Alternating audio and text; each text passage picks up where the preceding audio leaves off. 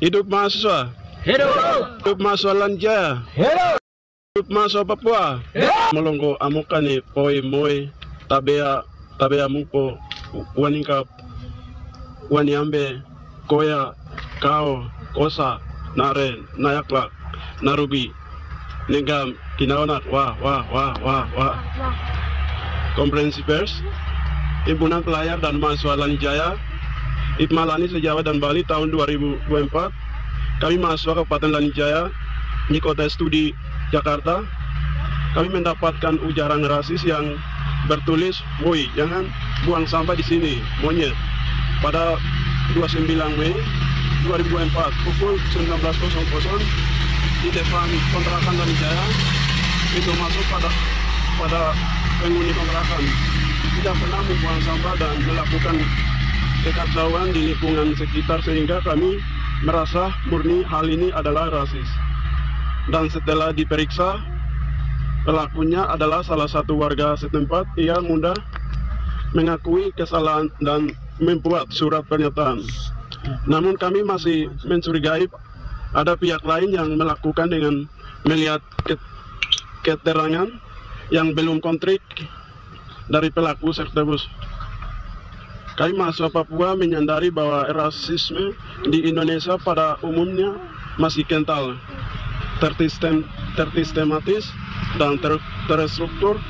Dengan melihat bukti kasus sebelumnya seperti di Surabaya 17 Agustus 2019 dan kota-kota studi lain di Indonesia yang dialami oleh mahasiswa Papua secara langsung maupun tidak langsung, baik di tempat tinggal seperti asrama, kontrakan, kos, ataupun tempat belayar seperti di kampus, menjadi budaya bagi warga Indonesia pada umumnya. Padahal setiap orang memiliki hak yang sama untuk dihormati dan diperlakukan dengan adil tanpa memandang asal-usul, warna kulit, dan latar belakang serta budaya. Kami menyadari juga bahwa rasisme merupakan musuh dunia, sebab segala ujaran, perlakuan, sadar maupun tidak sadar, merendahkan martabat manusia lainnya berdasarkan warna kulit, ras, dan suku adalah kejahatan terhadap kemanusiaan. Tentu saya rasisme tertentu secara sistematis dan merupakan sebuah hal yang diciptakan atau konstruk. Melihat dari latar belakang sejarah Papua di dalam bingkai NKRI yang tidak terlepas dari rasisme itu sendiri.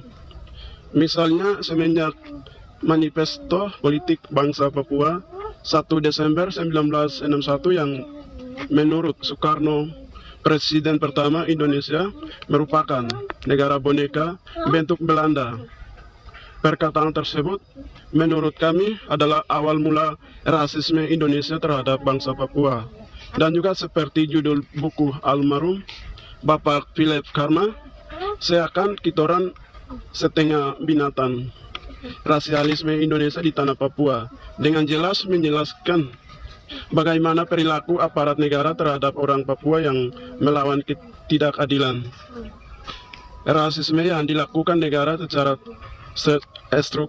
struktural melalui kebijakan yang memarginalkan orang Papua, misalnya food estate, operasi militer, dan lain sebagainya, telah membentuk watak warga Indonesia menjadi rasis terhadap orang Papua. Dengan demikian bahwa bangsa Papua tidak bisa mengurus diri dan masa depannya sendiri. Hal ini juga kami temukan bagaimana stigma buruk terhadap mahasiswa Papua yang berkuliah di se-Jawa dan Bali sebagai pemabuk, pengacau, kotor, dan sebagainya, yang berdampak sulitnya mahasiswa Papua dalam mencari kos atau kontrakan. Oleh sebab itu, rasisme merupakan masalah yang struktural dan harus menjadi musuh bersama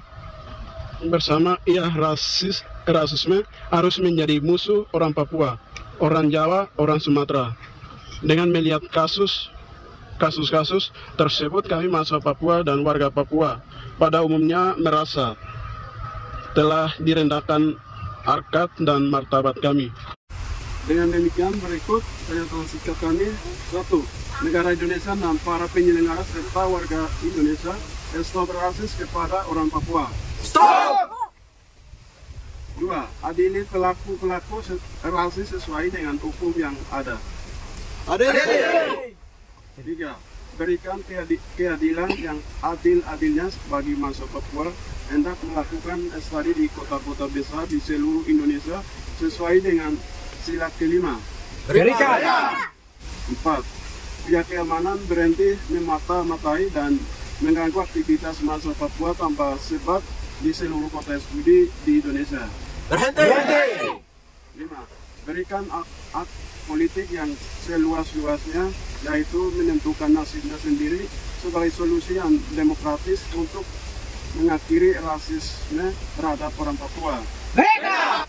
Demikian pernyataan sikap kami, Jakarta 1 Juni 2024. Mahasiswa, Hidup! Mas Solani, Hidup! Masuk Papua. Hidup!